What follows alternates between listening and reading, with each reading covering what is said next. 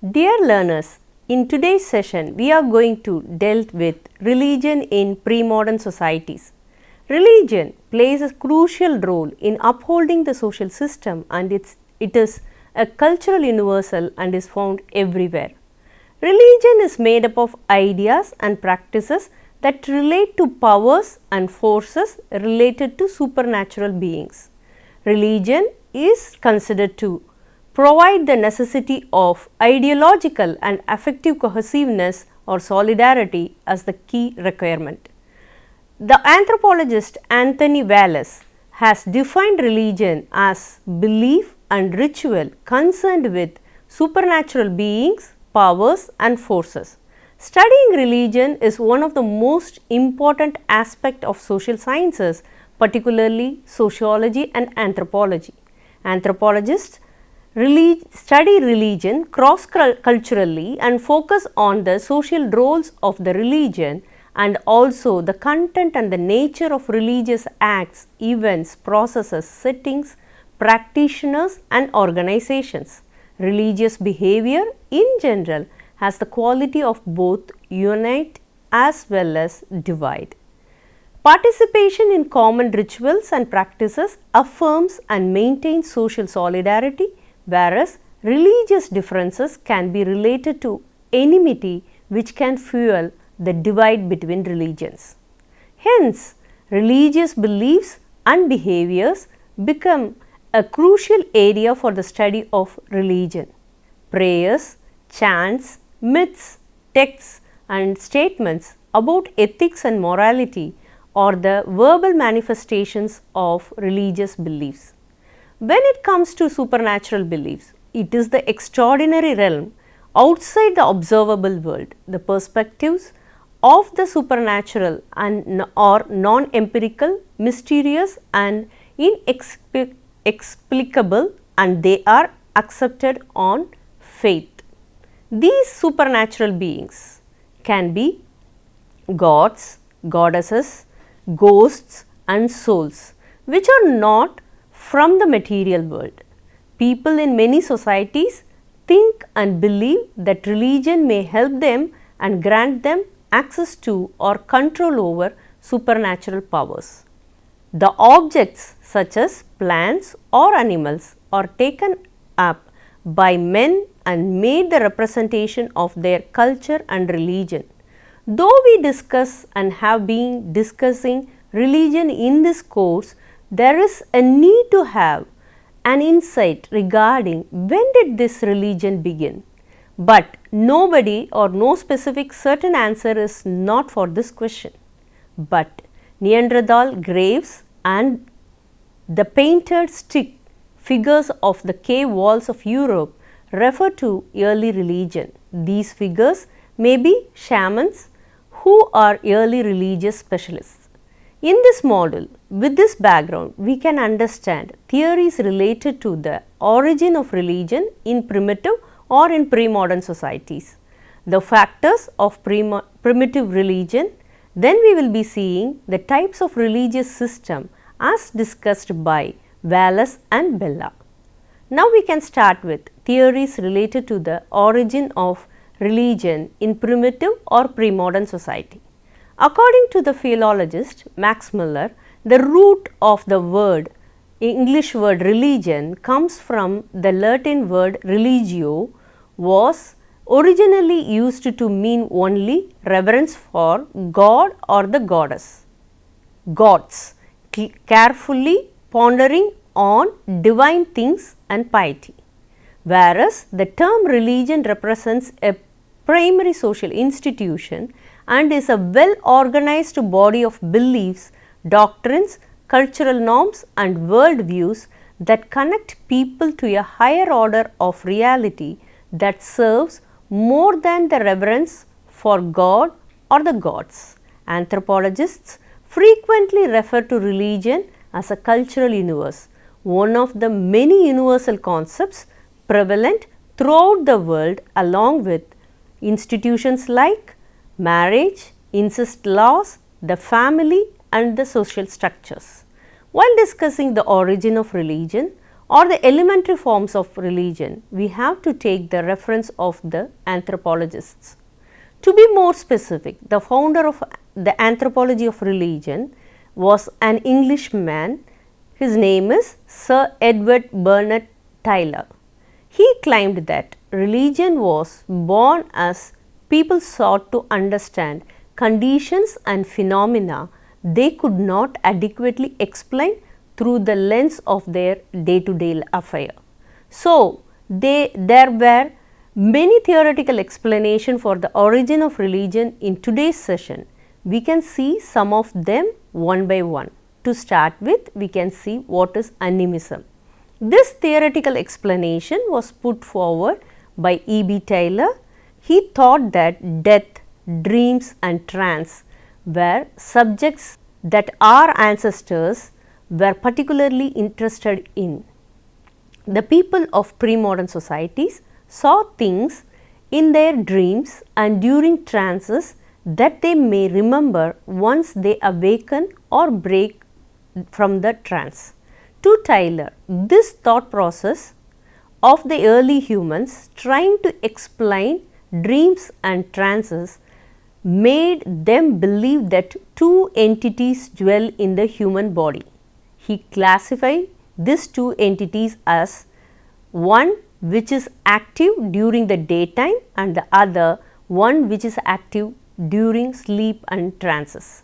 He termed it as the soul, which is double, and this belief was named by him as animism. The word animism comes from the Latin word anima, which means soul. The earliest form of religion, according to Tyler, was animism, which was based on the belief in spiritual beings. According to animism, the idea of soul or anima is central to religion. To E.B. Tyler, the primitive man hit upon the idea of the soul because of an error. In his dreams, he walked about various places, engaged in various types of activities and met his dead ancestors even while his body remained in one place, whereas he was awake. He heard the echoes of his own voice, he saw his own reflection in ponds, pools and rivers, and he failed to disentangle himself from his shadow. He deduced from this experience that each individual has a double, another self, which has the power of leaving the body and travelling to distant places. This double is distinguished from the person in several respects, yet that is the soul is more flexible and plastic, for to leave the body it must pass out by its apertures, especially the mouth and nose. It is represented as made of matter, but of a matter much more subtle and ethereal than any which we know empirically. This double is the soul. The primitive men thought of death as a prolonged sleep, as a result of which the body disintegrated and ceased walking. The soul consequently became disembodied and free and roamed around those who were living. Gradually, the population of spirit souls grew. Primitive men thus found an explanation for all kinds of happenings that varied from the ordinary in terms of the activities of the spirits. Illness or some such misfortune was ascribed to the work of evil spirits, while good things of life were attributed to the work of benign spirits. The next step was therefore an attempt to conciliate and appease the spirits in order to ensure that they did not be harmed by the evil spirits to the living beings. The modus of appeasement took the form of prayers, offerings, sacrifices and other practices. Thus, the deity is created from a simple conception of a double in the human body. All objects, including people, animals, plants and even natural phenomena like mountains and springs are believed to have souls, along with possible sentiments and purposes. This belief is known as animism. It is important to remember that many objects might be thought of as having a single spirit or individual spirit. Animism is a mindset that is commonly held by those who regard themselves as a part of nature. But hunter-gatherer and farming societies could see themselves as a part of nature, where farming societies may see little difference between hunt and human and plant life, while hunter-gatherer societies like the Native Americans may ask animal spirits to provide them with meat when they go for hunting, and may also apologize or thank the spirits of the animals when they have killed them. This also means that plants, objects and animals may be treated with same or some respect or more equally by an animistic culture. It is also possible that many early religions worshipped natural deities, then expanded to more polytheistic beliefs that may include other elements of life such as the moon and sun. Rituals based around animism may be designed to gain the favor of spirits to ensure a good and stable future, among other things. Animistic societies also often believe that the soul continues to exist after death in some form, whether or on this earth or on some better spiritual plane, or a mix of both. Tyler also proposed that religion evolved through stages, beginning with animism. The next stage that he proposed was polytheism, where the people believe in multiple gods. The next stage that is being proposed by Tyler was monotheism, where the people believe in a single all-powerful deity. Now we can move on to the next theoretical explanation regarding origin of religion. Animatism and manna. The idea of Tyler was questioned by one of his students, Emrc. In support of his assertion, he cited Codrington's Melanesian evidence. It is a empirical evidence that is provided by Codrington, that the belief in an impersonal force existed before beliefs in spiritual beings.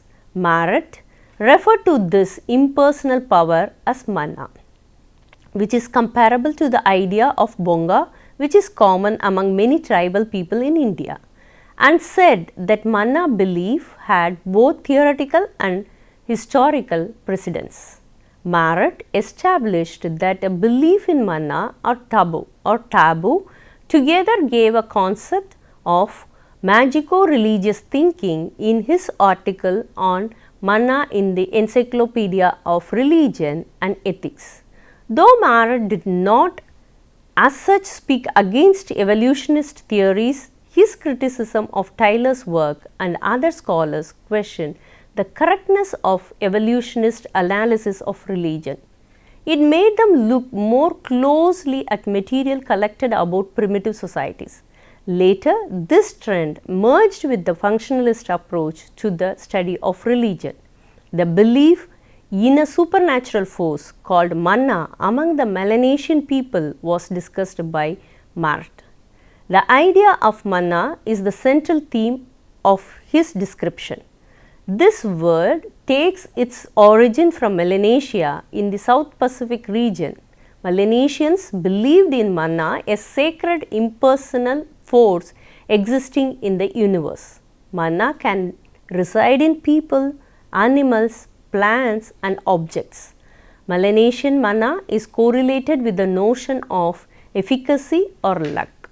They attributed success to manna. For example, a charm or amulet of a successful hunter might transmit the hunter's manna to the next person or the generation who held or wore it, but the idea for which it stands is said to be widespread among primitive peoples.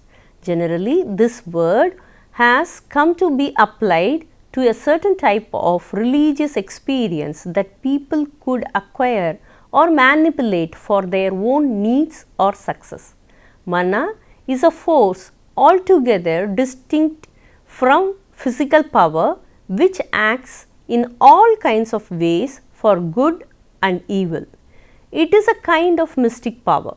This occult force is supposed to attach to a wide range of natural objects and persons.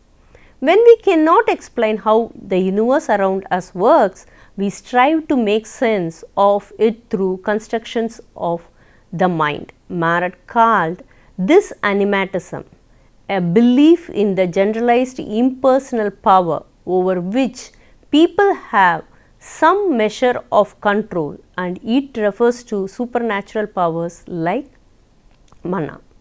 According to Durkheim's summary of Emrc's arguments, animatism arises in the face of anything that makes us feel admiration or fear is animatism. Animatism is the belief in an impersonal supernatural power that can be controlled to some extent. It is not physical but can be seen by its physical effects on the world. It is often referred to mana. So, mana and animatism go hand in hand.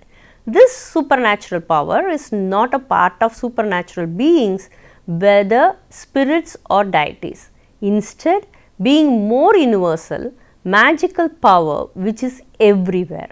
Mana may be the thing to determine a successful harvest or victory in battle, though one may understand the growing conditions needed or have the strength to win in a fight. The people believe that it is having the necessary mana which secures success. It also includes the belief that having the mana or on their side may give the necessary reassurance and positive thinking that helps to gain success in an endeavor. Now we can see the next explanation for origin of religion, that is naturism. The next theoretical perspective regarding the origin of religion is naturism. The theory of naturism is associated with the name Max Muller. He agreed with Tyler's view of the origin of religion, that the soul is the source of religion, with the difference that he gave death more credit than dreams as the birth of the concept of the soul. But this development was considered secondary in importance by Max Muller because, according to him, the real source of religious inspiration was to be sought in the deep influence exercised by nature in all its varied aspects upon the mind of early man. He actually defied nature. Being a great Sanskrit scholar, strongly advocates that most ancient form of religious practice is naturism. Naturism, according to him, is primarily based on man's sensory experience, out of which logical deductions are primarily made. Man acquires the surfaced experience of reality that serves as the foundation for his logical deductions through sensory organisms. Man can further distinguish and differentiate between living and non-living objects through sensory experiences. This helps them to distinguish between animate and inanimate objects. Religion is therefore essentially a product of sensory perception. They regard religious manifestations as both visible as well as invisible and observable yet unobservable. To understand it in a better manner, we can take examples of rain, which is visible, but the causation of rain is not. The sun is visible, but its creation is greatly unknown to man. Man therefore revered and profoundly worshipped all of nature's greatest powers out of respect and dependence, more specifically on the nature's organs like the sun, moon, air, water, without which man's life and living will be exclusively impossible. Therefore, man worships nature not only out of fear but also out of dependency and as a token of respect. They also argued that personification of a natural phenomenon is where the earliest religious ideas originated. In the words of Max Muller, at first sight, nothing seemed less natural than nature. Nature was the greatest surprise, a terror, a marvel, a standing miracle, and was only on account of their permanence, constancy, and regular recurrence that certain features of that standing miracle were called natural in the sense of foreseen, common, intelligible. It was the vast domain of surprise or terror, of marvel or of miracle, the unknown as distinguished from the known, or as I like to express it, the infinite as distinct from the finite, which supplied from the earliest times that the impulse to religious thought and language. According to Max Muller, a diseased mind that gave life and all the power that comes with existence to inanimate objects or lifeless things gave birth to an attitude of wonder, love, and reverence for natural objects. This was caused once more by the ignorance of early man, this time his language illiteracy and confusion caused because of it. Language mistakes like the sun rising and sets, thunder bringing rain, and trees producing fruits and flowers led people to believe that these natural phenomena possesses a special power and a force that is inherent in nature. Along with nature and naturism, ancestor worship also go hand in hand. We can see that also. Nature was a huge realm of surprise, terror, miracles, and unknown to prehistoric man. But the secret of human existence and continuity lies with the big powers. The man began personifying and worshipping all of these impersonal forces because he was so moved by nature's immense forces.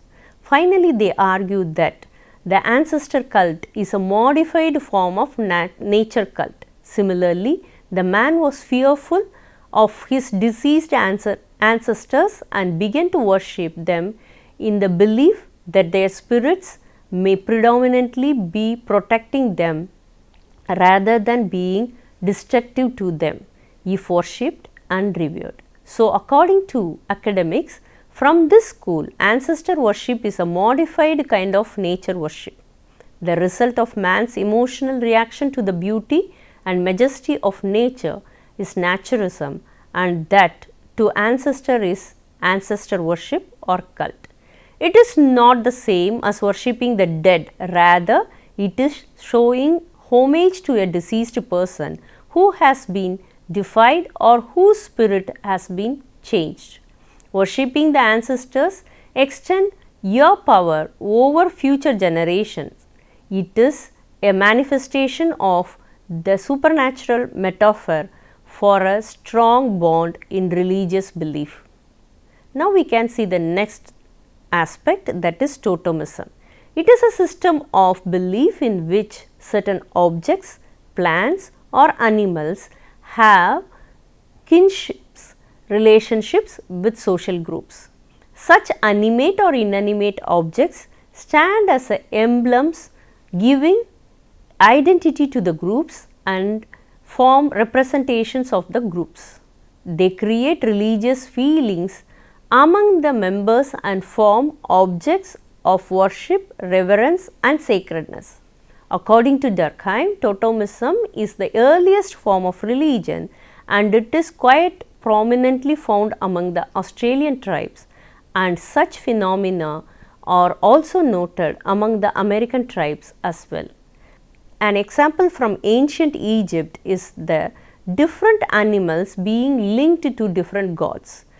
This could be seen in the large number of crocodile mummies found at Komomku to Sobek, or the large number of Ibis mummies found at Abydos for Thoth.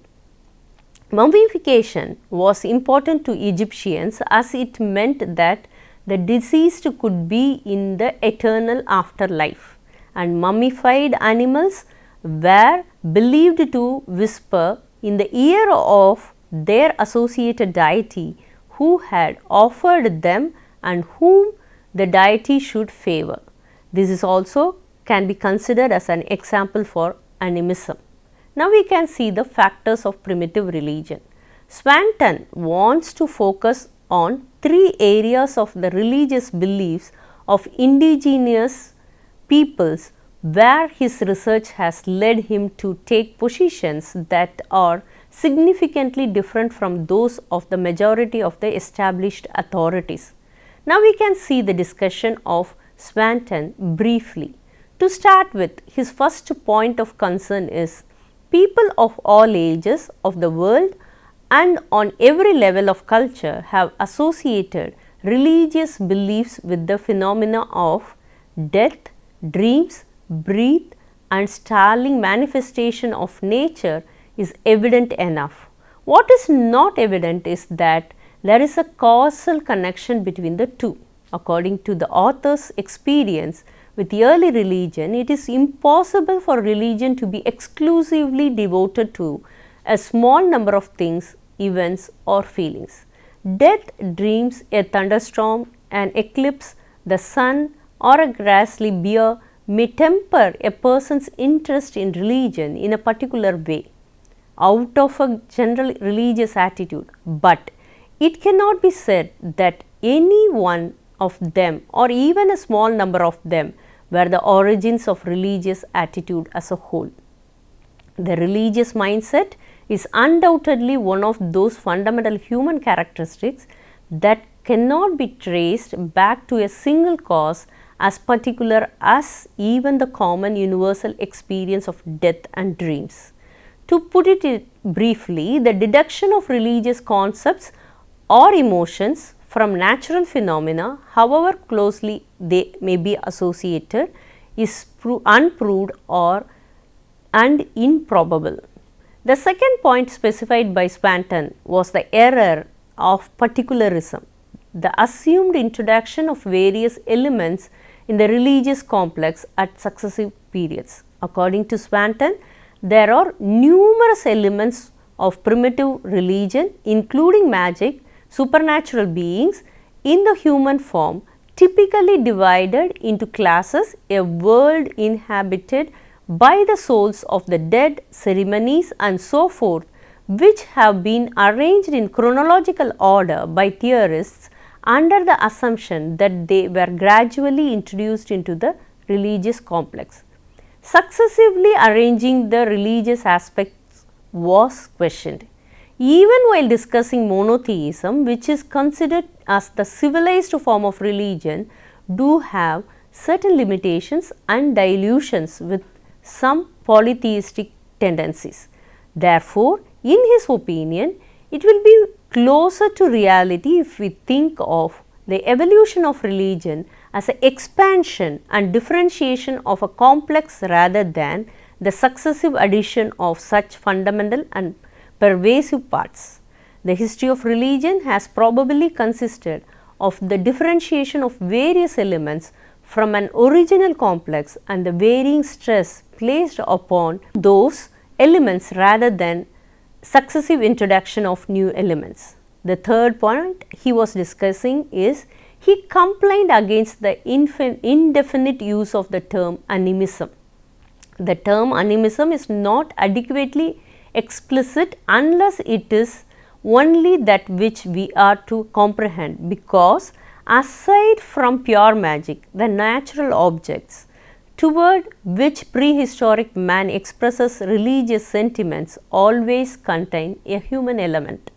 The fact that the anthropomorphic component in the native notion is not always obvious in the main cause of the uncertainty on this issue among anthropologists. The man deity can be defined at times and ill-defined at other times. However, the believer's conduct in each situation ought to make it very evident whether we are dealing with magic or an anima. Despite how much the primitive man himself may appear to occasionally misunderstand them, the two concepts are themselves fully different and understandable. In short, in addition to pure magic, the religious perspective on natural events consists in attributing a human component to them. Now we can see the types of religious system as given by Wallace and Bella. Primitive religions may involve ideas concerning the fulfillment of specific obligations to kin and so on. Religion is distinguished between higher or transcendental and primitive or primary religions in an evolutionary manner by several thinkers. In today's session, we are going to discuss such classification which was given by Wallace and Bella. Wallace proposes a four-fold classification of religious systems in 1966. The classification was, to start with, shamanic, communal, Olympian and monotheistic. In shamanic religion, rituals are performed by non-specialists or part-time specialists. They do not have anybody called as priest or something like that. Divining the causes of the disasters, finding lucky times to do things and performing rituals for healing and curing are common in this type. This type is found among such peoples as the Indians of North America, the Siberian tribes, the Eskimo, Andaman Islanders and many hunter-gatherer societies. World and higher religions come under the type of monotheism, which is characterized by a belief in a supreme deity or principle which controls all other supernatural beings or force. Similar to this evolutionary pattern, R. Bella also classified religion. He classified it into 5 types starting from primitive, archaic, historic, early modern and modern. In the primitive stage of development, a set of beliefs in a mythical world is seen as being closely bound up with the natural environment and prominent features of it. Rituals are basically participatory, where all the members of the group are involved and no experts or specialists are there. For this, he gave the example of Australian Aborigines. The development of distinct deities with whom human interacts is the primary concern of the next stage, that is archaic stage. The form of cult and worship of deities and involving offerings and sacrifice to them which paved the way for the priesthood. The role of the priests in the political or other realms was minimal. There was a drastic change in the historic stage where religion became transcendental and where the boundaries of religion as a social institution were well defined. The priesthood acquires a degree of autonomy. Priests and religious functionaries enjoyed an elite status during this period. Religion's role in social change and transformation was evident and much broader than maintaining social order. Salvation was the primary concern in the early modern stage. Withdrawal from a worldly life to attain salvation was replaced by the activity amid it. Reformation and Protestantism begin in the early modern stage. This stage tends to promote social change through its emphasis on worldly activity. By the modern stage, the idea of a superior sacred realm has completely disappeared due to the de-emphasis on the transcendental world-rejecting character of older faiths and religions. Social action and community activities become ideal. The emphasis is upon individual responsibility for working out personal solutions. The idea of secular and secularism crops in and open up opportunities for creative innovation. Bella summarizes the trend as one of increased personal and societal freedom as a result of religious beliefs and ideas. Now, we are in the last part of our presentation. To sum up, religion as a primary social institution has several roles to play, which is so very crucial in any society. Any institution with its norms and values would have evolved from its simplest form to the contemporary stage through the process of internalization and institutionalization, which might have happened over a period of time. In this model, we have dealt with religion in the pre-modern society. We started our discussion with the theoretical perspectives related to the origin of religion, in which we have seen the animism of Taylor, Manna or animatism of Marat, naturism of Muller and totemism of Durkheim.